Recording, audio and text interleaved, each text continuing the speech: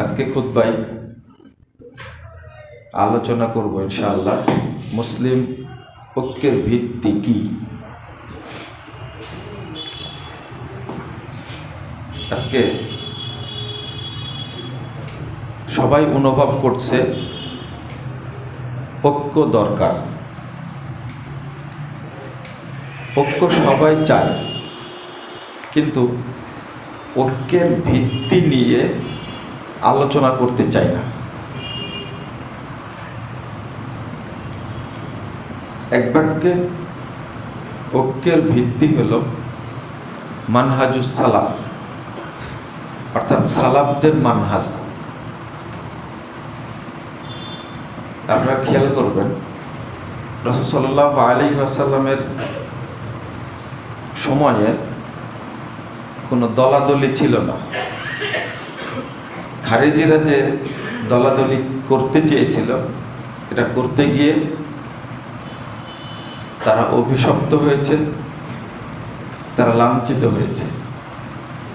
এরপরে আবু বকর রাদিয়াল্লাহু আনহুর সময়ে মুসলিমদের মধ্যে কোনো দলাদলি ছিল না।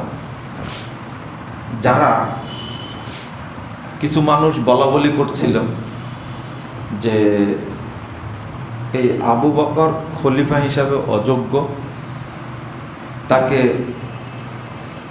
পদত্যাগ করানো উচিত, তিনি যে নিজে পদত্যাগ করে। নাউজুবিল্লাহ। মানে আবু বকর রাদিয়াল্লাহু আনহু খলিফা, এরপরেও কিছু মানুষ সমালোচনা করছে। আপনি আরেকটু খেয়াল করেন, রাসূল সাল্লাল্লাহু আলাইহি সাল্লাম যখন দায়িত্ব পালন করছিলেন, তাকে লক্ষ্য করে খারেজিরা বলেছিল, এই দিলিয়া মোহাম্মদ, মোহাম্মদ তুমি ইনসাফ করো। আস্তাগফিরুল্লাহ। রাসূল সাল্লাল্লাহু আলাইহি সাল্লাম ধমক দিয়ে বলেছেন, ওয়াই হাক ইল্লাম ইয়াদিল ফামাই ইয়াদিল। আরে আমি যদি ইনসাফ না করি তাহলে ইনসাফ কে করবে? একবারে সরাসরি ধমক দিয়েছিলেন। তো রাসূল সাল্লাল্লাহু আলাইহি সাল্লামের কাজের ব্যাপারে কিছু লোকের যদি আপত্তি থাকে, একজন রাসূল, শুধু রাসূল না, শ্রেষ্ঠ রাসূল সাইয়্যিদুল মুরসালিন, তার ব্যাপারে যদি আপত্তি থাকে, তাহলে পরবর্তীতে যারা কাজ করবে তাদের ব্যাপারে থাকবেই। আবু বকর রাদিয়াল্লাহু আনহুর মতন যোগ্য মানুষদের মধ্যে আর কেউ নাই, নবী রাসূলদের পরে আর কেউ নাই। যদিও আল্লাহ অনেক নবীর চেয়েও সম্মান আবু বকরকে দিবেন। এত বড় ব্যক্তি, যোগ্য, বিচক্ষণ, তিনি খলিফা, তাও আপত্তি। কিন্তু ঐক্য ভাঙতে পারেনি। এরপরে খলিফা হলেন ওমর রাদিয়াল্লাহু আনহু। তখনও খারেজিরা চেষ্টা করেছে, ইহুদিরা চেষ্টা করেছে, ওমর রাদিয়াল্লাহু আনহুকে হত্যা করলো, কিন্তু সাহাবীদের মধ্যে ঐক্য ভাঙতে পারেনি। ওসমান রাদিয়াল্লাহু আনহু খলিফা হলেন। ওসমান রাদিয়াল্লাহু আনহু, তাকেও হত্যা করা হলো, কিন্তু ঐক্য তখনও ভাঙতে পারেনি। খারেজিরাই হত্যা করলো তাকে। এরপরে খলিফা নিযুক্ত হলেন আলী রাদিয়াল্লাহু আনহু। এরপরে হলো আপনার দ্বন্দ্বের সূত্র, কারণ ওসমান রাদিয়াল্লাহু আনহুর হত্যার প্রতিশোধের জন্যই এই সাহাবীদের মধ্যে ইখতিলাফটা হয়েছিল। কিন্তু আলী রাদিয়াল্লাহু আনহু থাকাকালীন ভাগ হয়নি বা দলাদলিও হয়নি। একটাই কারণ, একটা প্রশ্ন করছিলেন আলী রাদিয়াল্লাহু আনহুকে, আচ্ছা আবু বকর চলে গেলেন, কোনো সমস্যা ছিল না, মানুষ ইখতিলাফ করেনি। তারপরে ওমর রাদিয়াল্লাহু আনহু চলে গেলেন, কোনো সমস্যা হয়নি, ইখতিলাফ করেননি। ওসমান রাদিয়াল্লাহু আনহু চলে গেলেন, কোনো ইখতিলাফ হয়নি। তা আপনার সময় ইখতিলাফ কেন? কথা কি বুঝতে পারছেন আপনারা? এত সমস্যা কেন? আলী রাদিয়াল্লাহু আনহু জবাব দিয়েছিলেন, যখন তারা খলিফা ছিলেন তখন প্রজা ছিলাম আমরা,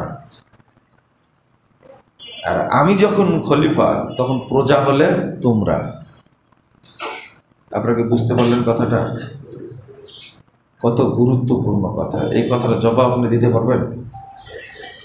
তারা যখন খলিফা ছিলেন তখন প্রজা ছিলাম আমরা, আর আমি যখন খলিফা তখন তোমাদের মতো মানুষ প্রজা। মানে এই ছোট্ট কথার দিকে আমাকে আপনাকে ফিরে যেতে হবে, এই জন্যে কথাটা নিয়ে আসলাম। ওই কথার দিকে ফিরে যেতে হবে। অর্থাৎ রাসূল সাল্লাল্লাহু আলাইহি সাল্লাম, সাহাবায়ে কেরাম যে মানহাজের উপরে অটল ছিলেন, ওই মানহাজে আপনি অটল থাকলে কখনো আপনার মধ্যে অনৈক্য, বিভক্তি সৃষ্টি হবে না। প্রশ্নই আসে না, হবে না। তাদের সময় হয়নি। আর যখনই আপনি মানহাজ থেকে দূরে সরে যাবেন তখনই ঐক্য, বিভক্তি, বিশৃঙ্খলা, মানে বিপর্যয় সবই চলে আসবে। যেমন এই হাদিসের ব্যাখ্যায় বলছেন, আল্লাহ বলছেন, রাসূল সাল্লাল্লাহু আলাইহি ওয়াসাল্লাম বলছেন, ইয়াদুল্লাহি আলাল জামাআহ, ঐক্যবদ্ধ কাফেলার উপরেই আল্লাহর রহমত আছে। তো এইটার ব্যাখ্যা দিতে গিয়ে বলছেন যে আই সাকিনাতুহু ওয়া রাহমাতুহু আলাল মুত্তাফিকিন, যারা ঐক্যবদ্ধ থাকে রহমত কেবল শুধু তাদের উপরে নাজিল হয়। ওয়া সাকিনাতুহু, এবং আল্লাহর বিশেষ যে সাকিনা, এটা তাদের উপরে নাজিল হয়। ওয়া হুম বাঈদুম মিনাল আযা ওয়াল খাউফ ওয়াল ইসতিরাব, ঐক্যবদ্ধ থাকলে তারা ভীতি, তারপরে শঙ্কা, বিপর্যয় থেকে অনেক দূরে থাকে। ফাইদা তাফাররাকু, যখনই উম্মাহ বিভক্ত হয়ে যাবে, ফাসাদাতিল আহওয়াল, তখন তাদের সার্বিক অবস্থা বিপর্যস্ত হবে, নষ্ট হয়ে যাবে। ফাসাদাতিল আহওয়াল, সার্বিক অবস্থা নষ্ট হয়ে যাবে। ওয়া উকিয়া বাসুহুম বাইনাহুম, এবং তাদের মধ্যে পরস্পরে চরম বিশৃঙ্খলা সৃষ্টি হবে। তারপরে ফাজালাতির রাহমা ওয়াস সাকিনা, আর তখনই সমাজের মধ্যে আল্লাহর রহমত এবং সাকিনা তাদের কাছ থেকে দূরে চলে যাবে। তো আমরা এই অবস্থাটা বুঝতে পারি না। ওসমান রাদিয়াল্লাহু আনহুর হত্যাকে কেন্দ্র করে বিভক্ত হয়ে গেল, কিন্তু দল হলো না। আয়েশা রাদিয়াল্লাহু আনহা দাবি করলেন যে আগে হত্যার বিচার করতে হবে, কিন্তু খলিফা ওমর রাদিয়াল্লাহু আনহু, তিনি আলী রাদিয়াল্লাহু আনহু বিচক্ষণ মানুষ, বুঝছিলেন যে এই মুহূর্তে হত্যার বিচার করতে গেলেই বিপর্যয়টা আরো বেশি হবে, করলেন না। এই মূল ঝামেলাটা ছিল এই জায়গায় ইহুদিদের চক্রান্ত, যেটা শুরু হয়েছিল আবু লুলুর মাধ্যমে, ওমর রাদিয়াল্লাহু আনহুকে হত্যার মাধ্যমে। আপনি একটু ভেবে দেখেন যে 4 জন শ্রেষ্ঠ খলিফা, তার মধ্যে 3 জনকে হত্যা করা হয়েছে। 3 জনকে হত্যা করা হয়েছে। 4 জন শ্রেষ্ঠ মানুষ, নবী রাসূলদের পরে শ্রেষ্ঠ মানুষ 4 জন। এই 4 জনের মধ্যে হত্যা করা হয়েছে 3 জন খলিফাকে। তা ওমরের মতো খলিফা, ওসমানের মতো খলিফা, আলী রাদিয়াল্লাহু আনহু খলিফা রাদিয়াল্লাহু আনহু, তাদের মতো খলিফাকে হত্যা করা হয়েছে। মূল কারণ পিছনে ছিল ষড়যন্ত্র। এই ষড়যন্ত্রটা ছিল ইহুদিদের ষড়যন্ত্র। কিন্তু আপনি মওদুদী সাহেবের একটা বই আছে না, খেলাফত ও রাজতন্ত্র, এই বইটা কেউ পড়বেন না, এই বইটা কেউ পড়বেন না। এই বইটা উর্দু ভাষায় যত কড়া করে লেখা, বাংলা অনুবাদ করতে গিয়ে একটু শিথিল করেছে, পড়ে হতবাক হয়েছে যে ওসমান রাদিয়াল্লাহু আনহুর উপরে সরাসরি কলম দিয়ে অভিযোগ পেশ করা হয়েছে। নাউযুবিল্লাহ, আস্তাগফিরুল্লাহ। এজন্য বলছে আপনারা কেউ পড়বেন না, কোনো মুসলমান এই বই পড়তে পারবে না, কোনো মুসলমান পড়তে পারবে না এই বই। এরপরে মুআবিয়া রাদিয়াল্লাহু আনহুকে অনেক কটাক্ষ করা হয়েছে। আল্লাহ যেন আমাদেরকে হেফাজত করেন। অথচ ছোট্ট একটা ঘটনা, যেটা ওসমান রাদিয়াল্লাহু আনহুকে কি স্বজন প্রীতিতে আক্রান্ত, এ ধরনের কথা বলা যাবে? তার কত মর্যাদা! এর পিছনে ছিল যে ইহুদিদের চক্রান্ত, ষড়যন্ত্র। এই জিনিসটা আমরা অনেকেই বুঝতে পারি না। আমরা মুআবিয়া রাদিয়াল্লাহু আনহুকে দোষারোপ করি না, দোষারোপ করা যাবে না। আচ্ছা, আপনারা দুই ভাইয়ে দ্বন্দ্ব করছেন, দুই ভাইয়ে দ্বন্দ্ব করছেন, মারামারি করলেন, ভাই মরেও গেল একটা, এ জান্নাতি না জাহান্নামী? বলে দেখি, মরলো যে সে জাহান্নামী না জান্নাতি? যে মারলো সে জান্নাতি না জাহান্নামী? তাহলে তো ফতোয়া পেয়ে গেলাম আমরা, তাই না? অথচ মাসালা এইটা না। আপনি জাহান্নামী বললেন কেন? আপনি তো বলতে পারেন না জাহান্নামী।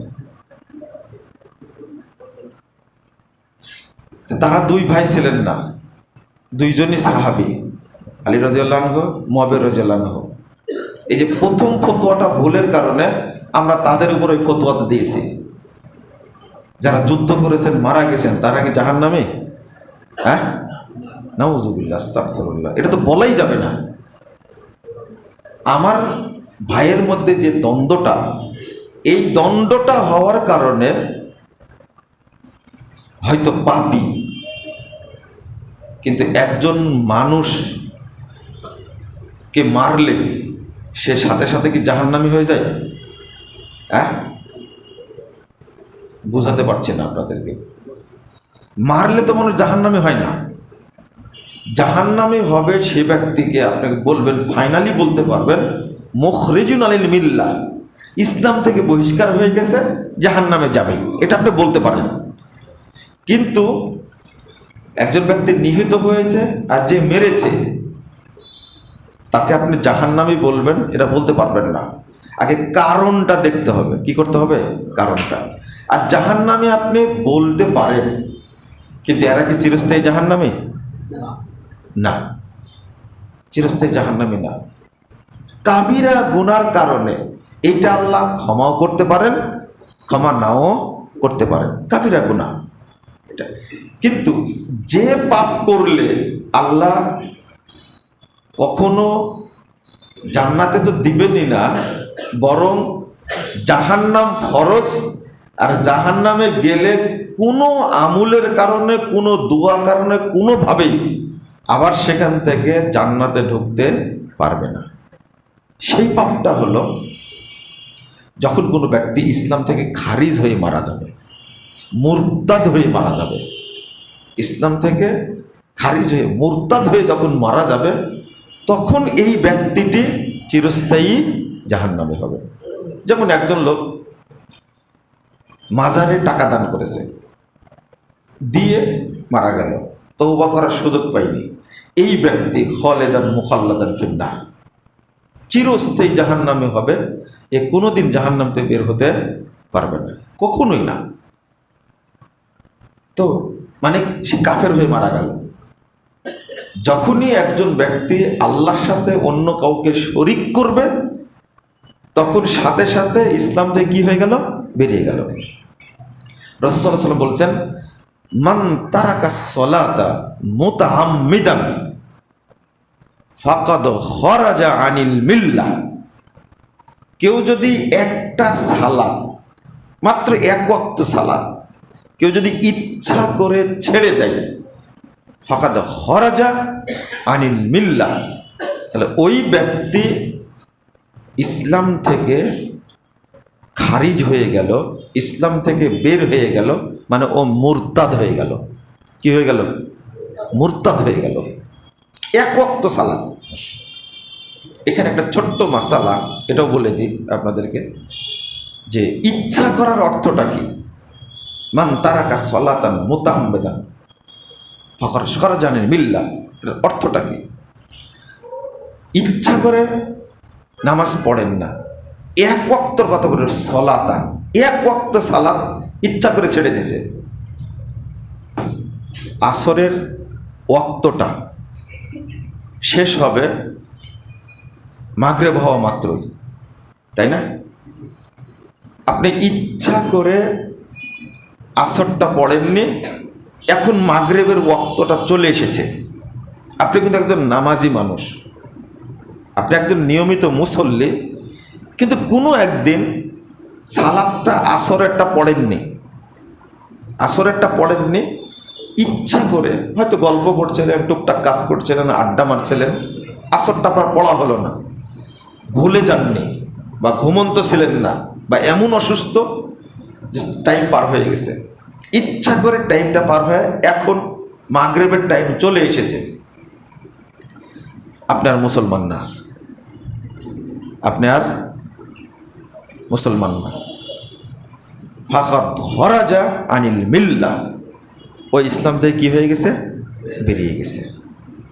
এখন আর আপনাকে আসর পড়া লাগবে না, মাগরিবের টাইম হয়ে গেছে। এখন যদি 1000 বার ওই আসরটা পড়ে তার হক আদায় করতে চান, আর 1000 বার পড়েন, তবুও কোনো লাভ নাই, লাভ নাই। এখন আপনাকে তওবা করতে হবে। আবার যদি মনে ইচ্ছা জাগে আমি মুসলিম হব, আর কোনো দিন সালাত এইভাবে ছেড়ে দেব না, তাহলে আপনাকে এখন তওবা করতে হবে, ইসলাম গ্রহণ করতে হবে। করে এখন আপনি পড়বেন কি? মাগরিব পড়বেন। আপনার উপর আর কি নাই?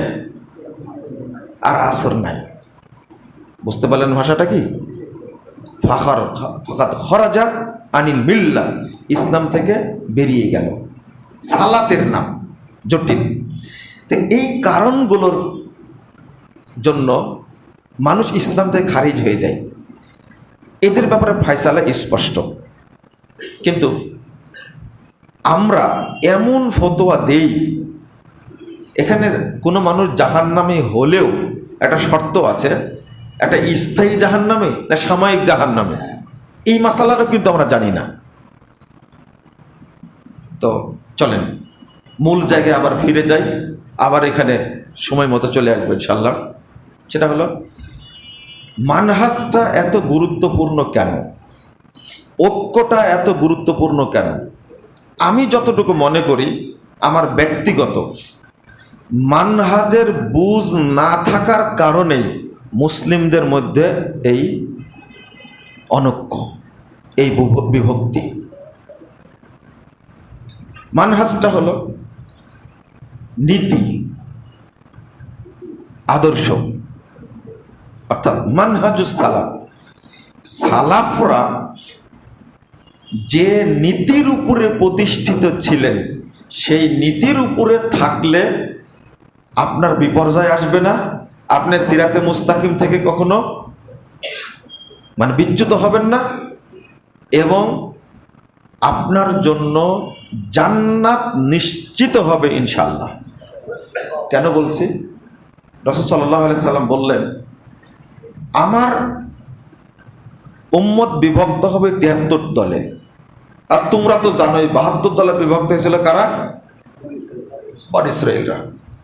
ওয়াসাতাফতারিকু উম্মতি আলা সালাসাতিন ওয়া সাবিনা মিল্লাহ, আর আমার উম্মত বিভক্ত হবে 73 দলে, কুল্লুহুম ফিন্নার। এই 73 দলের সবই জাহান্নামে যাবে, ইল্লা মিল্লাত ওয়াহিদা, একটি ব্যতীত। সাহাবীরা প্রশ্ন করলেন, কল মান হিয়া ইয়া রাসূলুল্লাহ, আল্লাহ রাসূল, এই দলটি কারা যারা জান্নাতে যাবে? মনে করেন যে ৭৩ কোটি মানুষ, তার মধ্যে জাহান্নামে যাবে কয়টা? ৭২ কোটি। আর ১ কোটি কি জান্নাতে যাবে? ১ কোটি বেশি না ৭২ কোটি বেশি? ৭২। আপনারা অনুবাদ করেন এটার, আমার উম্মতের ৭৩ কাতারের ৭২ কাতার জাহান্নামে যাবে, ১ কাতার কাতার মসজিদে না হয় না বাজারে হয়? বাজারে হয় না কাতার? তাহলে যারা জাহান্নামে যাবে তারা সবাই কিন্তু এই কাতারের মানুষ। এই ৭২ কাতারের মধ্যে একজনও কিন্তু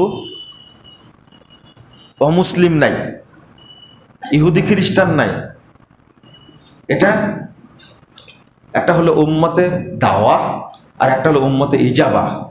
এরা হলো উম্মতে ইজাবা, যারা দাওয়াতটা কবুল করেছে। তাহলে এই ৭৩ দল, এই ৭৩ দল একজনও ইহুদি খ্রিস্টান বা অমুসলিম না। কথা কি বুঝতে পারলেন? এই হাদিসটা আজকে নতুন করে জেনে নেন। এই ৭৩ দলের একজনও কিন্তু কি অমুসলিম না, ইহুদি খ্রিস্টান না, এরা সবাই কি মুসলিম। আমি তো এই ৭২ দলের লোকই খুঁজে পাই না, এই ৭২ দলের লোক কিন্তু খুঁজে পাই না, আপনিও পাবেন না। ৭২ দলের কারা?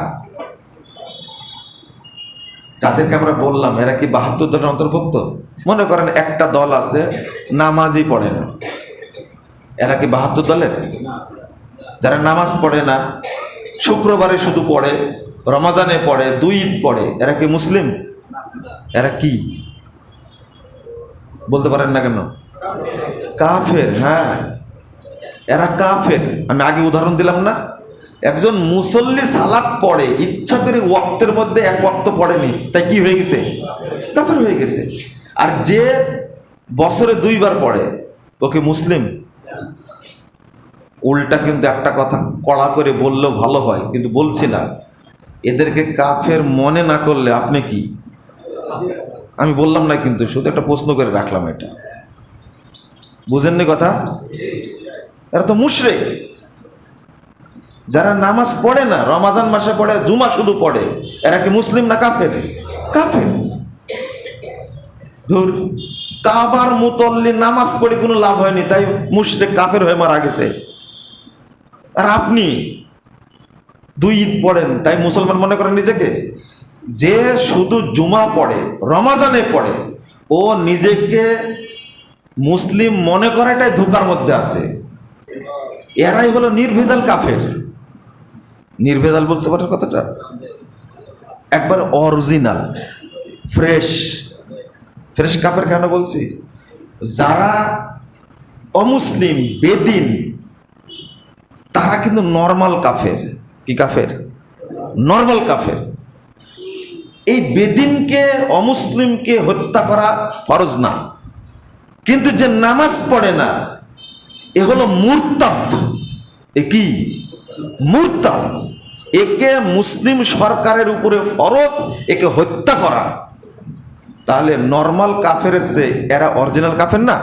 অরিজিনাল। এরা ইসলাম থেকে খারিজ হয়ে গেছে, এরা মুরতাদ হয়ে গেছে, এদেরকে হত্যা করা ফরজ হয়ে গেছে। তো ওদের চেয়ে এরা বড় কাফের।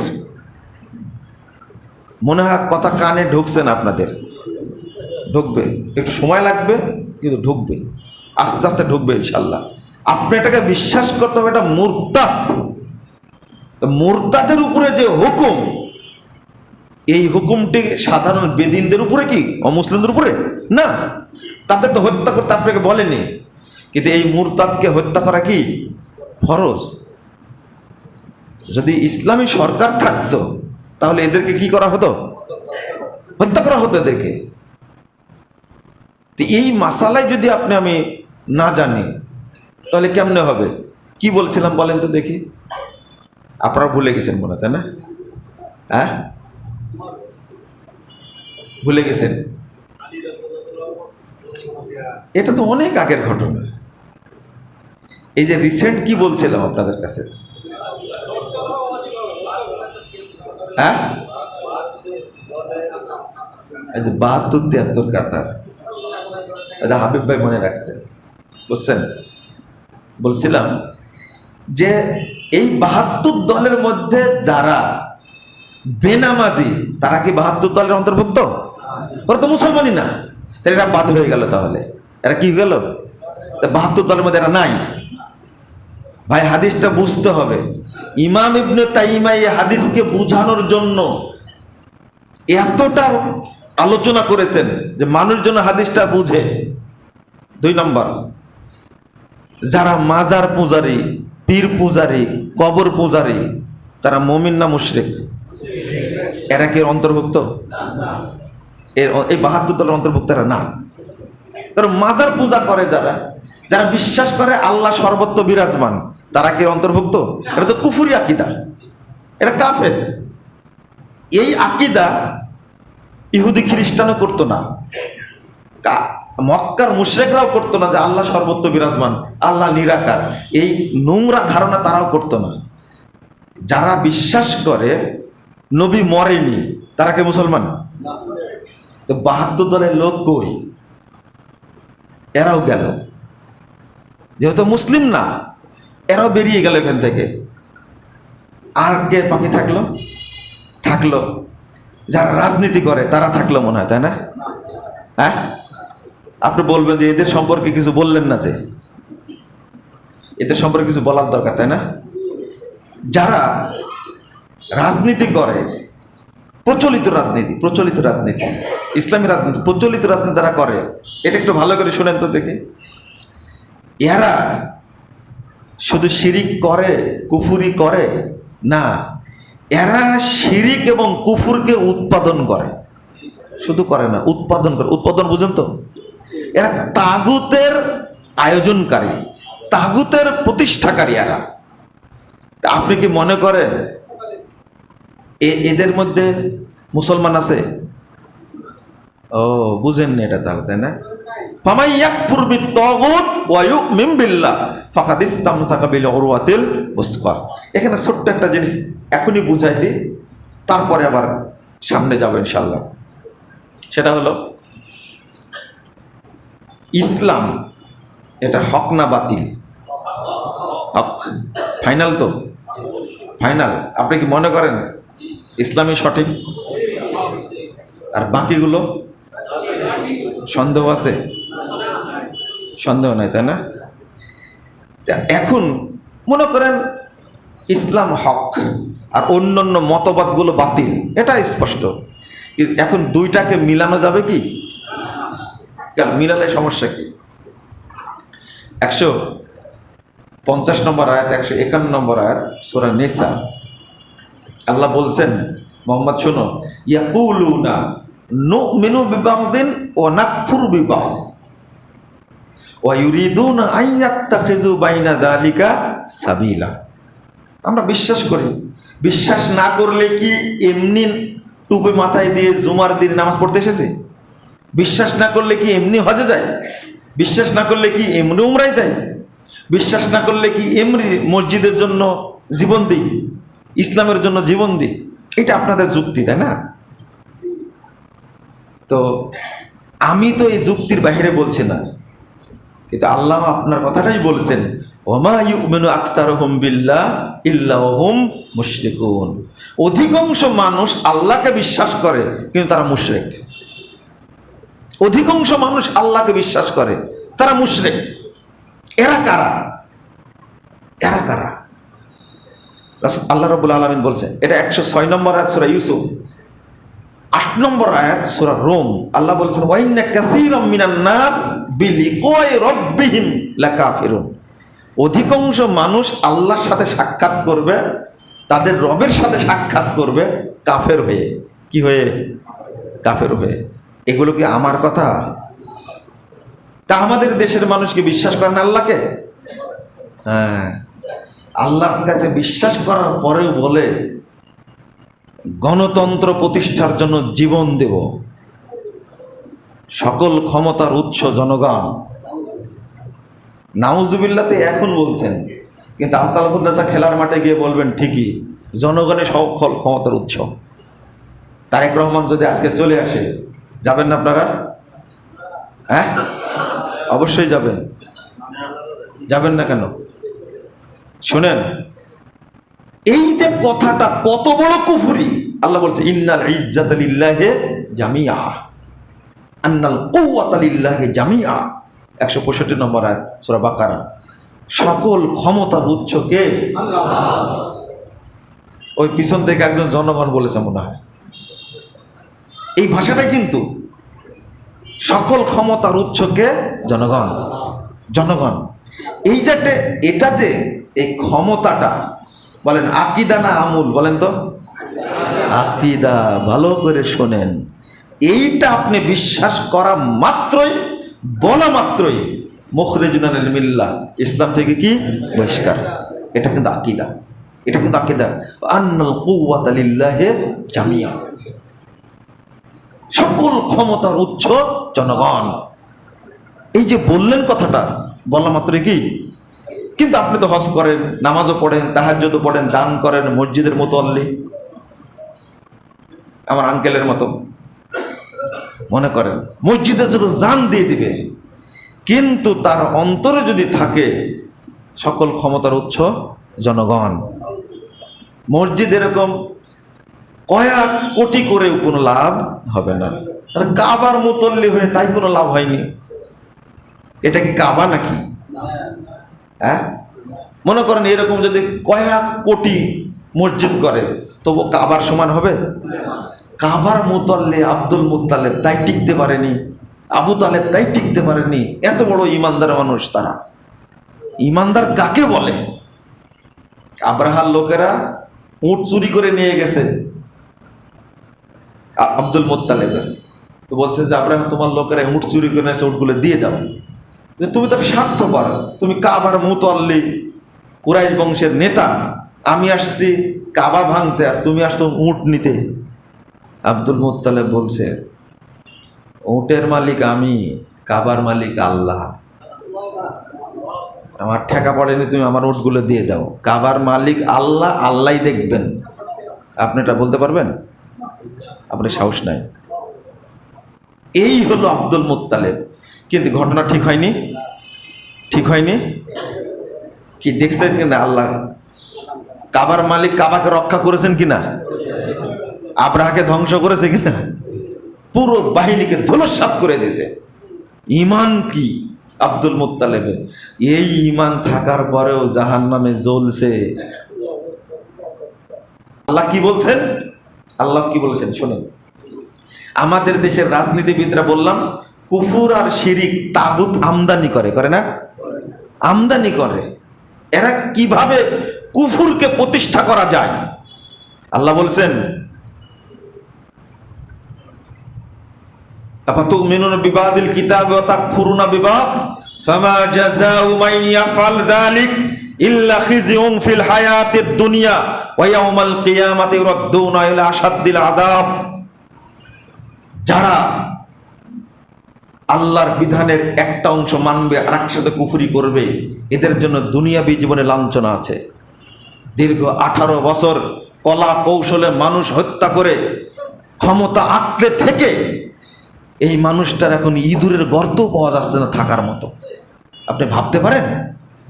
বিশাল প্রতিষ্ঠিত একটা দল, একবারে নাজেহাল অবস্থা, নেতারা জেলখানায় আর নেত্রী দিল্লিতে, 45 মিনিট সময় পেয়েছে। এটা তো মনে হয় অপমান না, তাই না? না না, এটা অপমান না আপনাদের কাছে। বাংলাদেশের মনে হচ্ছে লজ্জা আছে, তো অপমান হবে কি করে? এরা বুঝেননি কথা? আল্লাহ বলছেন ইল্লা খিজিউন ফিল হায়াতিদ দুনিয়া, দুনিয়াবী জীবনে লাঞ্ছিত হবে, অপমানিত হবে। যারা এই পথে গেছে তাদেরকে অপমান ভোগ করতেই হবে, করতেই হবে, করতে হবে। এটা আল্লাহর ওয়াদা, ফাইনাল এটা। ওয়া ইয়াউমাল কিয়ামাতি ইউরাদ্দুনা ইলা আশাদ্দিল আযাব। মাত্র 2-3 দিনের মধ্যে 2000 মানুষকে হত্যা করে একবার শেষ করে ফিলিস্তিনের চেয়ে কঠিন অবস্থা হয়ে গেল বাংলাদেশটা। সাহস কত, ক্ষমতা কত রে ভাই! ক্ষমতা কি? বক্তব্য দিলেই হলো আমি বঙ্গবন্ধুর বেটি। আবার আপনারা রাজনীতি করতে চান, তাই না? আমাকে বলে, মুজাফফর সাহেব, আর আকিদা মানহাজের কতদিন ওয়াজ করবেন? বুঝেন না কথা? কথা তো ঠিকই, এখন তো একটা টাইম আসছে মন্ত্রী হওয়ার, তাই না? ভোটে দাঁড়ায় গেলে তো একবারে ভোট দিয়ে দিবেন আপনারা, আমরা কি হয়ে যাব? মন্ত্রী হয়ে যাব, আর দেশটা তখন কি হয়ে যাবে? সৌদি আরব হয়ে যাবে। আপনাদের টার্গেট এটা। আমি বললাম যে ভাই, আপনারা মন্ত্রী হয়ে এমপি হয়ে কি করলেন? আমরা তো হইনি। টিটকারি করে যে আকিদা মানহাজের দাওয়াত আর কতদিন দিবেন? আমি বলেছি ৯,০০০ বছর দেব ইনশাল্লাহ। যদি নূহ আলাইহিস সালাম দেন ৯৫০ বছর, তা আমাদের তো অবশ্যই ৯,০০০ বছর লাগবে। কি ভাষাটা বলছে আমাকে, আর কতদিন আকিদা মানহাজের দাওয়াত দিবেন? আমি বললাম আপনারা দাওয়াত দিয়ে কি করলেন? এতদিন যাবে ক্ষমতায় থেকে পালানোর আর জায়গা নাই এখন। মন্ত্রী হয়ে এই আনিসুল হক সাহেব আইন মন্ত্রী, যে সিবাই সিবাই কথা বলতো, হায় হায় সব পাওয়ার গেছে। কি আপনারা বুঝেননি এখনো? ইল্লা খিজিউম ফিল হায়াতের দুনিয়া, দেখতে দেখতে 15 বছর, সামনে আরো 5 বছর। মানুষ বাঁচে কয় বছর? রওয়াহু আবাদুল কাদের। কি শুনেননি আপনারা এটা? দাপট। আল্লাহ বলছে ইল্লা খিজিউম ফিল হায়াতের দুনিয়া। খবরদার অহংকার করবেন না। আপনারা বগুড়ার মানুষ তো, তারেক রহমান সাহেব আসবেন খুব তাড়াতাড়ি, অপেক্ষায় থাকেন আপনারা। মানুষের উপরে জুলুম করেছেন, শাস্তি পাবেন। ইল্লা খিজিউম ফিল হায়াতের দুনিয়া। আমি যে জায়গায় গেছিলাম আপনি ওই জায়গায় এবার আসেন। ব্রেনটা একটু খুলে নিলাম, যে কথাটা বলবো এই বলার জন্য বারবার খালি খোঁচা দিচ্ছে আপনার ব্রেনটাতে, যে ঢোকে কিনা দেখি। শরীয়তের কিছু নিয়ে আর কিছু বাদ দিয়ে অন্যর কিছু নিয়ে আপনি একটা সুন্দর পথ তৈরি করতে চাচ্ছেন, তাই না? যাচ্ছেন না? খুব কষ্ট করছেন যে এই রাষ্ট্রটাকে কিভাবে আমেরিকা বানানো যায়, তাই না? 2 বছরে দেশটাকে আমেরিকা বানায় দেব বলছে না কথা? সিঙ্গাপুর বানায় দেবে বলছে, অস্ট্রেলিয়া বানায় দেবে, কানাডা বানায় দেবে। তো আল্লাহ বলে দিছে আপনাদেরকে, হ্যাঁ তোমরা করো। এই 2টা মিলে আপোষ করে আল্লাহ বলছেন ইউরিদুনা আইয়াত্তাখিযু বাইনা যালিকা সাবিলা। এই 2টা মিলে একটা সুন্দর রাস্তা তৈরি করব। আল্লাহ বলছেন উলাইকা হুমুল কাফিরুনা হাক্কা। এরাই অরিজিনাল কাফের, এরাই অরিজিনাল কাফের, এরাই ফ্রেশ, একবারে নগদ কাফের। আপনি কি বুঝতে পারলেন? একটা 2টাকে মিলানোর সুযোগ নাই, একটাই। কিছু নিতে পারবেন না আপনি, ইসলাম থেকেই নিতে হবে। আল্লাহ বলছেন কি 208 নম্বর সূরা বাকারা, ইয়া আইয়ুহাল্লাযীনা আমানু দুখুলু ফিস-সিলমি কাফা। ইসলামের মধ্যে ঢুকো পরিপূর্ণ রূপে। তুমি মসজিদে এসে নবীর তরিকায় সালাত আদায় করবে আর রাজনীতি করতে গিয়ে ফেরাউন হবে, চলবে না। তুমি অর্থনীতি করতে গিয়ে অর্থনীতি হবে, তুমি কারুনের অর্থনীতি, চলবে না। তুমি আবু জাহালের অর্থনীতি নিবে, চলবে না। রাজনীতি নিবে তুমি আবু জাহাল থেকে, এটা চলবে না। একবারে মসজিদে যেমন আল্লাহর নীতি মানেন, আপনাকে পারিবারিক জীবনে ওইটাই মানতে হবে, সামাজিক জীবনে ওইটাই মানতে হবে, রাষ্ট্রীয় জীবনে ওইটাই মানতে হবে, রাজনৈতিক জীবনে ওইটাই মানতে হবে। এর বাহিরে যাওয়া যাবে না। আমি বলিনি যে আপনি মন্ত্রী হবেন না, আমি বলতে চাচ্ছি মন্ত্রী হওয়ার পথটা যদি শিরিকের পথ হয়, যাওয়া যাবে না, যাওয়া যাবে না। মুহাম্মদ সাল্লাল্লাহু আলাইহি সাল্লামকে এই পথ দিতে চেয়েছিল মক্কার কুরাইশরা, নিয়েছিলেন? কারণ নিলেই 2টা মিলে করতে হবে, তাই না? কত সুন্দর করে বলছে। শোনো, এখন তো মাত্র 21 জন তত্ত্বাবধায়ক সরকার উপদেষ্টারা, কয়জন? 21 জন। আর সেই তুলনায় রাসূল সাল্লাল্লাহু আলাইহি সাল্লামের যুগে আরো বেশি ছিল। 14 জন মিলে কমিটি করে পাঠায় দিয়েছে, যাও এই নিজেদেরই মানুষ, এই দ্বন্দ্ব করে লাভ নাই, ও যেগুলো চাই আমরা দিব। প্রথম প্রস্তাব, ওয়াইন তুরিদু মালান বা জামালা মাওলানা হাত্তা তাকুনা আকসারনা মালান। তুমি যদি বড় ধনী হতে চাও, তাহলে আমরা সবাই আমাদের সম্পদগুলো এক জায়গায় তোমাকে দিয়ে দিব, তখন তুমি মক্কার সবচেয়ে বড় ধনী শিল্পপতি হয়ে যাবে। তখন আবার বলছে ওয়াইন তুরিদু শারাফান, আর তুমি যদি নেতা হতে চাও তো সাওয়াদনাকা আলাইনা, তাহলে আমরা তোমাকে নেতা বানাবো। ওয়াইন তুরিদু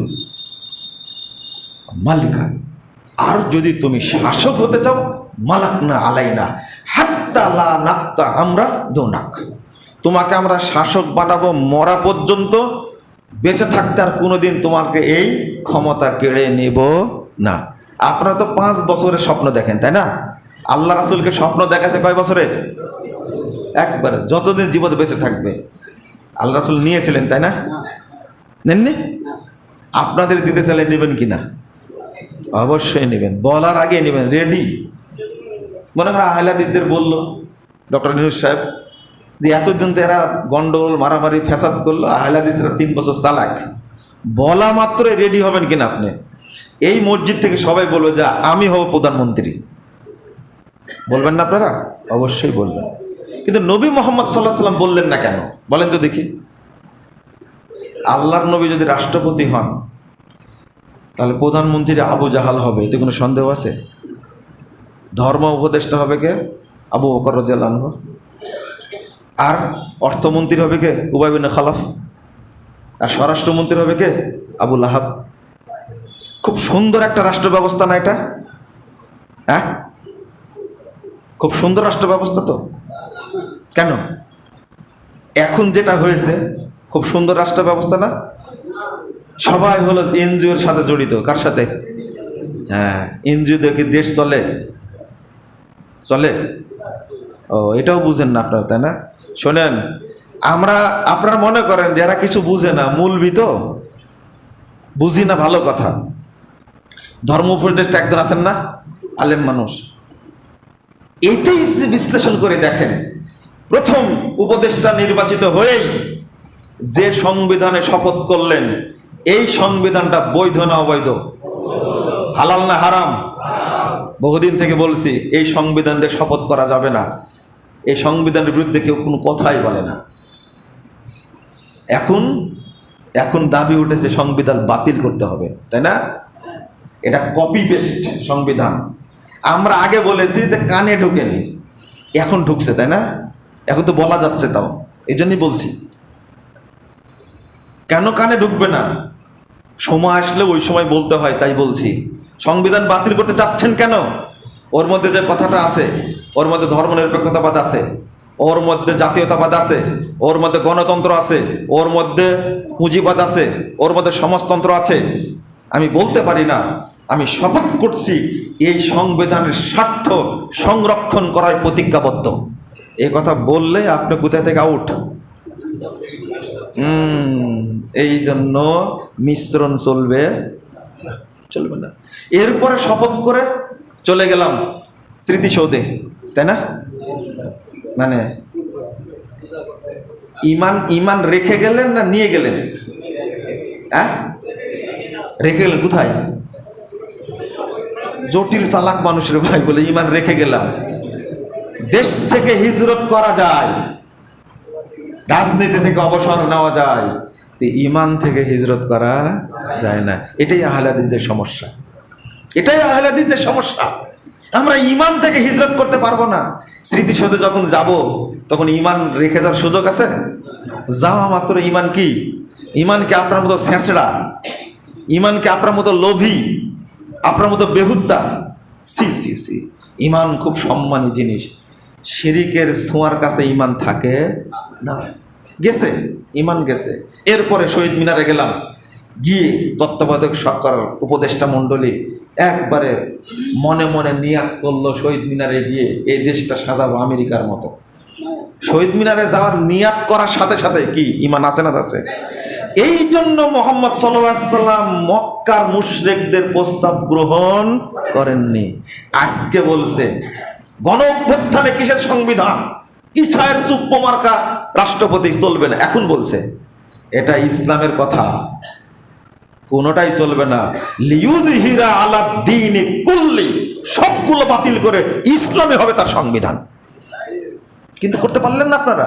ওর কাছেই গিয়ে আবার শপথ করলেন। হারাম, আপনাদের দৃষ্টিতেই হারাম। আপনাদের একটা লোক আছে না, ওই যে পিনাকি, হ্যাঁ, পিনাকির ওয়াজটাই শুনেন একটু দেখি আপনারা। আমরা তো কিছু বুঝি না, ইসলামের সাথে মিলায় নেন। এই অভ্যুত্থান কখনোই কোন সংবিধানের আলোকে, আইনের আলোকে হয়নি। এই অভ্যুত্থানে বিজয় অর্জন করার পরে ওই পতিত সংবিধান দ্বারা কিভাবে এটা জায়েজ হয়? বুঝেন না কথা? ইসলাম কি বলে? এই কাজটাই করেছিলেন মুহাম্মদ রাসূলুল্লাহ সাল্লাল্লাহু আলাইহি সাল্লাম মদিনায় গিয়ে। কোথায়? মক্কায় নিলেন না, মদিনায় গিয়ে ঠিকই রাষ্ট্রনায়ক হলেন। তাইলে কেন হলেন? একক গতিতে আপসহীনভাবে ইসলাম প্রতিষ্ঠিত করব। এখানে কোনো আবু জাহালের কোনো পাওয়ার নাই, আবু লাহাবের কোনো পাওয়ার নাই, উবাই বিন খালাফের কোনো পাওয়ার নাই, উতবার কোনো পাওয়ার নাই, আব্দুল্লাহ বিন উবাইয়ের কোনো পাওয়ার নাই। একক গতিতে ইসলাম যেটা বলবো ওইটাই চলবে, এটাই ইসলাম চলবে। ফামাযা বাদাল হাক্কি ইল্লা দালাল। আল্লাহ বলছেন, আরে হকের পরে যেগুলো আছে সেইগুলো তো সবই বাতিল, সবই মিথ্যা। ওর সাথে আপোষ করবে কেন? ওয়ালা তালবিসুল হাক্কা বিল বাতিল। আল্লাহ বলেছেন, তোমরা হকটাকে বাতিলের সাথে মিশ্রিত করো না। এই জন্যই বলছেন আল্লাহ, উলাইকা হুমুল কাফিরুনা হাক্কা, এরাই হলো অরিজিনাল কাফের। ওরে যারা নরমাল কাফের, যারা এরা কিন্তু অত শক্ত কাফের না। এরা আল্লাহর বিধান আর তাগুতের বিধান দুইটা এক জায়গায় করেছে। এই জন্য আল্লাহ বলছেন এরা হলো কি বুদ্ধিমান কাফের, এরা ফ্রেশ কাফের, এরা হলো নির্ভেজাল কাফের। আপনার কানে ঢোকে না এটা? জীবনেও মিশ্রণ করবেন না, খবরদার। করবেন আপনারা? হ্যাঁ, নিজে বলেন না তুমি কোন ধরনের মুনাফেক? বিজির গালেও চুমা দাও, সাপের গালেও চুমা দাও, এটা বলেন না আপনারা? নিজেরাও তো বলেন এটা। এইটাই হলো, এতক্ষণ এটাই বোঝালাম, সাহাবীরা এই মানহাজের উপর প্রতিষ্ঠিত ছিলেন, কারোর সাথে আপোষ চলবে না। খলিফারা আপোষ করেননি, আপনি করেন কেন? আর ওই যুগে সাহাবীদের নীতির উপরে প্রতিষ্ঠা থাকা জরুরি বেশি ছিল না এই যুগে সাহাবীদের নীতির উপরে প্রতিষ্ঠা থাকা বেশি জরুরি? এই যুগে এর বাইরে গেলেই আমরা কি হয়ে যাব? আমরা পথভ্রষ্ট হয়ে যাব। আল্লাহ রাসূল সাল্লাল্লাহু আলাইহি ওয়াসাল্লাম বলেছেন, ওয়া আতাসিমু বিহাবলিল্লাহি জামিআও ওয়া লা তাফাররাকু। এর অর্থ কি? এর অর্থ হলো, আপনারা বলেন যে তোমরা ঐক্যবদ্ধভাবে আল্লাহর রজ্জুকে কি আঁকড়ে ধরো, তাই না? ওসমান রাদিয়াল্লাহু আনহু বলছেন, ইলজামু জামাতাকুম, তোমাদের ঐক্যটাকে শক্ত করে ধরে রাখো। হাবলুল্লাহ মানে ইয়াদুল্লাহ, ঐক্য, জামাতটাকে তোমরা শক্তভাবে ধরে রাখো। লা তাসিরু আহজাবা, তোমরা দলে দলে বিভক্ত হয় না। ওসমান রাদিয়াল্লাহু আনহু এই অনুবাদ করছেন, আর আপনি চিরজীবন করলেন কি হাবলুল্লাহ মানে আল্লাহর রজ্জু, হাবলুল্লাহ মানে আল্লাহর রজ্জু, হাবলুল্লাহ মানে আল্লাহর রজ্জু। আল্লাহর রজ্জুটা কি? বলছেন ইলজামু জামাতাকুম, তোমাদের ঐক্যটাকে শক্ত করে ধরে রাখো। কেন বললেন এটা? রাসূল সাল্লাল্লাহু আলাইহি ওয়াসাল্লাম বলছেন, আলাইকুম বিল জামা, ঐক্যকে তোমরা শক্ত করে ধরে থাকো। ওয়াইয়াকুম আল ফুরকা, বিভক্ত থেকে তোমরা সাবধান থাকো। ফাইন্না শাইতানা মাআল ওয়াহিদ, কারণ শয়তান একজনের সাথে থাকে। ওয়া হুয়া আবআদু মিনাল ইসনাইন, 2165 নম্বর হাদিস তিরমিজির মধ্যে এসেছে। দুইজন থেকে শয়তান অনেক দূরে থাকে। আজকে আমাদের মধ্যে ঐক্য না থাকার কারণে আজকে নাস্তিকরা, আজকে যারা ধর্মদ্রোহী, আল্লাহদ্রোহী, তারা মুসলিমদেরকে পরিচালনা করছে না বাংলাদেশে? মাত্র কয়েকজন নাস্তিক, এর পিছনে দায়ী হলো মুসলিমরা। আজকে ঐক্য করছেন আপনি? হেফাজতের আমির ফতোয়া দিচ্ছেন যে জামাত ইসলাম কোনো ইসলামী দল নয়। হেফাজতের লোকেরা, এই দেওবন্দিরা আহলে হাদিস মসজিদ ভেঙ্গে চুরমার করে দিচ্ছে, আর হিন্দুদের মন্দির সুন্দরভাবে পাহারা দিচ্ছে। চরমনায়ের পীর বলছে এরা আহলে হাদিস না, এরা আহলে খবিশ। আমির হামজা বক্তা বলছে এরা হলো আহলে খবিশ। ঐক্য করবেন, ঐক্য করবেন কার সাথে? তারেক মনোয়ার সাহেবের মতো একজন মানুষ বলছেন আকীদা নামে কিছু নাই কোরআন হাদিসে, মানুষের তৈরি করা ফেক। আকীদা ফেক, তাই না? শুধু রাজনীতিটার জন্যই আকীদাকে জবাই করলেন। আমি বলেছি আসিয়াসা আল ইসলামিয়া, এই বাক্যটা কোরআন হাদিসে কোন জায়গায় আছে? ইসলামী রাজনীতি, এটা যেদিন দেখাতে পারবেন সেই দিন আমি কোরআন হাদিস থেকে আকীদাও দেখাবো। দেখি আপনার 14 পুরুষকে লাগান যে আকীদা ইসলামী রাজনীতি কোরআন হাদিসে কোথাও আছে কিনা এই ভাষাটা। যদি আপনি বের করে 14 পুরুষ বের করেন, তাহলে আমিও বের করে দেব আকীদা শব্দটা কোথায় আছে। কিভাবে বলেন তারা? ঐক্য হবে কোনোদিন? আল্লাহ আবার পাঠাবে হাসেনাকে টুপিওয়ালাদের উপর। আপনি চিন্তা করেন না, আপনি এই টুপিওয়ালাদের মুনাফিকের কারণে, বদমাশির কারণে, এদের ব্যাককলিগের কারণে আল্লাহ যুগে যুগে জালেমকে পাঠান শাস্তা করার জন্য। আবার পাঠাবে, আপনি চিন্তা করেন না, চিন্তা করেন না। এই নীতিহীন টুপিওয়ালা, এই ভণ্ডামির টুপিওয়ালা, এটা আল্লাহ সহ্য করতে পারেন না। তুমি মন্দির পাহারা দিচ্ছ, আহলে হাদিস মসজিদ ভেঙে দিচ্ছ। বাইতুল মুকাররমের ইমাম এখন মুফতি আব্দুল মালিক সাহেব, দেওবন্দি আলেম। তিনি যখন ইমাম জাতীয় মসজিদের খতিব যখন, তখন আহলে হাদিস মসজিদ দখল করে এ দেওবন্দিরা। ওনার পদত্যাগ করা উচিত না? মামুনুল হক সাহেব হেফাজতের নেতা না? মামুনুল হক সাহেব আল্লামা শাইখুল হাদিসের ছেলে, তিনি কি মরে গেছেন? তিনি বেঁচে থাকতে দেওবন্দির লোক আহলে হাদিস মসজিদ ভাঙে কি করে? কোথায় ফতোয়া পেয়েছো তোমরা যে মন্দির পাহারা দেবে মুসলমানরা আর আহলে হাদিস মসজিদ তারা ভেঙে দিবে, পোড়াই দিবে? আহলে হাদিসদেরকে বলে এরা আহলে খবিশ।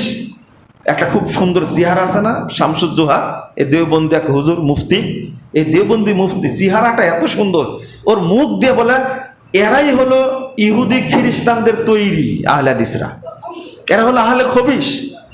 মুখ দিয়ে কি বের হচ্ছে? আর ঐক্য করবেন আপনারা? না, এইভাবে খিচুড়ি মার্কা ঐক্য আল্লাহ শান্ত, তাই না? ওগুলো বাদ।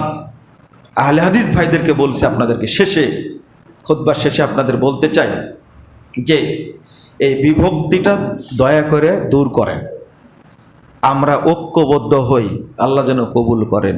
আমি বলছি একজনও বাইরে থাকবে না। আজকে যদি ডাক দেওয়া হয় যে অমুক তারিখে সৌরদার্য উদ্যানে সমাবেশ হবে, সেখানে গিয়ে আমরা তত্ত্বাবধায়ক সরকারের কাছে 5 দফা মূলনীতি পেশ করতে চাই, এইগুলো শোনার জন্য আপনি কি একমত হবেন? হবেন না, আপনি হবেন না। তখন আপনি বলবেন এখানে প্রধান অতিথি কে হবে, এখানে সভাপতি কে হবে? এই দেখেন শয়তান খোঁচানো শুরু করেছে। বুঝেননি মনে হয় কথাটা, তাই না? এই যে হেফাজতে সমাবেশ করলো সাদকে অবাঞ্ছিত ঘোষণা করার জন্য, এখানে সভাপতি কে ছিল? ছিল কেউ? ছিল না। ওরা বুঝে, আপনি এখন বুঝেন, আপনি একটু বুঝেন।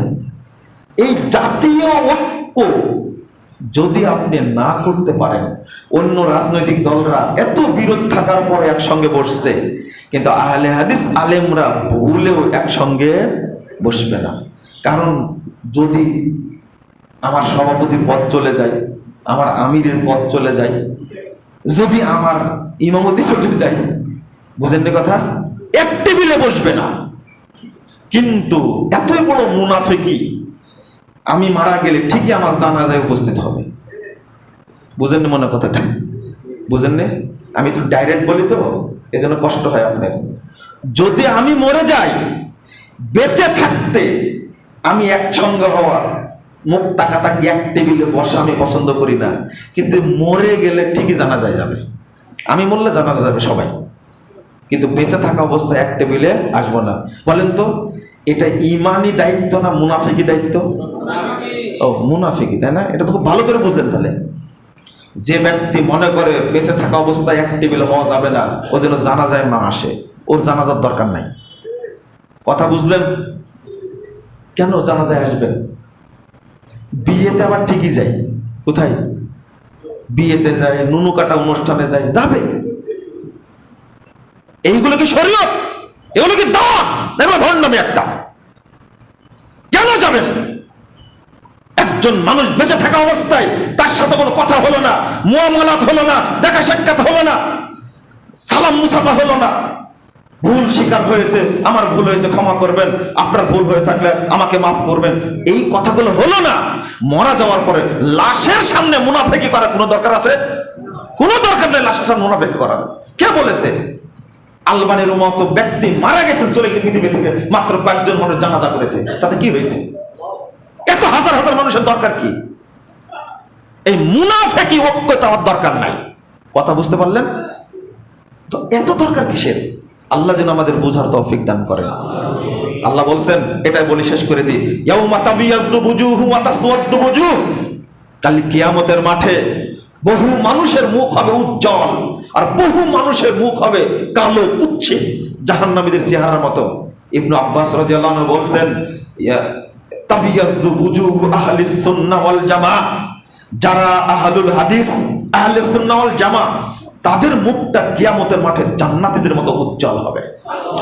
ওয়া তাসওয়াদ্দু বুজুহু আহলিল বিদআহ ওয়াল ফুরকা, আর তাদের মুখটা হবে কালো কুৎসিত যারা বিচ্ছিন্ন হয়েছে জামাত থেকে, যারা বিদাতি, তাদের মুখটা কালো কুৎসিত হবে। নাউযুবিল্লাহ, আস্তাগফিরুল্লাহ। এতটাই খারাপ। রাসূল সাল্লাল্লাহু আলাইহি ওয়াসাল্লাম বলেছেন, ফাইন্নাশ শাইতানা ইয়ারকুযুহু, শয়তান তাকে, যে বিভক্ত হয়, তাকে পিছন দিকে লাথি মারে, দূরে নিয়ে চলে যায়। কোথায় নিয়ে যায়? কোথায় নিয়ে যায়? মানুষ জাহান্নামে। রাইট, এটা কেউ বলতে পারে না, জাহান্নামে নিয়ে যায়। আল্লাহ রাসূল বলছেন, মান শাজ্জা শাজ্জা ফিন্নার, শয়তান ওকে নিয়ে যেতে পারলে ওকে জাহান্নামে ফেলে দেবে একবারে। আল জামাতু রাহমাতুন ওয়াল ফুরকাতু আযাব। আমি বক্তব্য শেষে বলতে চাচ্ছি, বন্ধুরা আমার, ঐক্যের মানদণ্ড হবে সালাফদের মানহাজ, এর বাইরে অপব্যাখ্যা চলবে না। আমাদের বিভক্তির কারণ হলো শরীয়ত নিজের মতো বোঝার কারণে আমরা বিভক্ত হয়েছি। আল্লাহ যেন আমাদেরকে সালাফদের মানহাজের উপরে চলার তৌফিক দান করে, আর আল্লাহ যেন আমাদেরকে ঐক্যবদ্ধ হয়ে জীবনযাপন করার তৌফিক দান করেন। আমিন ইয়া রাব্বাল আলামিন। আপনারা এই মসজিদ তৈরি করেছেন, এই জন্য দোয়াও করেছি। আমরা শেষে দোয়া করি আল্লাহর কাছে, আল্লাহ রাব্বুল আলামিন যেন এই মসজিদের ওসিলায় আমাদেরকে জান্নাতুল ফেরদাউসের জন্য কবুল করে নেন। কাজ কি শেষ হয়েছে? সব কয়তালা বাকি আছে? 4টা বাকি আছে। তাহলে 4 তলা হয়ে গেছে। ও 7 হয়ে গেছে, 8ম তলা। 7 হয়ে গেলে তো হয়েই গেল। মুন্সি সাহেবের টাকা কি কমছে নাকি? কমেনি, কমবে না ইনশাল্লাহ। আল্লাহ বরকত দেবে ইনশাল্লাহ।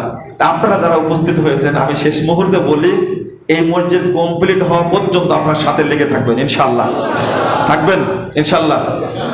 বাকিগুলো কমপ্লিট করার জন্য আজকে ওয়াদা করে যাবেন, করবেন তো ইনশাল্লাহ? পকেটে যা আছে সব দিয়ে যাবেন আজকে। আমার টাকা পয়সা নাই, আমি আল্লাহর কাছে বলি, আল্লাহ তুমি এই ঐতিহ্যবাহী 250 বছরের সূত্রাপুরের মসজিদটাকে তুমি কবুল করে নাও। আমি দাবি করেছিলাম এই মসজিদ শুধু সালাতের জন্য হবে না, এটা হবে দাওয়াতের একটা কেন্দ্র, মারকাজ হবে ইনশাল্লাহ। ইনশাল্লাহ আল্লাহ তুমি কবুল করে নাও, আমিন। আর যারা এই মসজিদ করেছে, আল্লাহ তুমি তাদেরকে জান্নাতুল ফেরদাউসে সুন্দর একটা ঘর দিও, আমিন ইয়া রাব্বাল আলামিন। তাদেরকে কবরে মুক্ত করে দিও, হাসরে মাঠে মুক্ত করে দিও। আল্লাহ তুমি এর ওসিলায় আমাদের সকলকে জান্নাতুল ফেরদাউসের মেহমান কবুল করে নিও, আমিন ইয়া রাব্বাল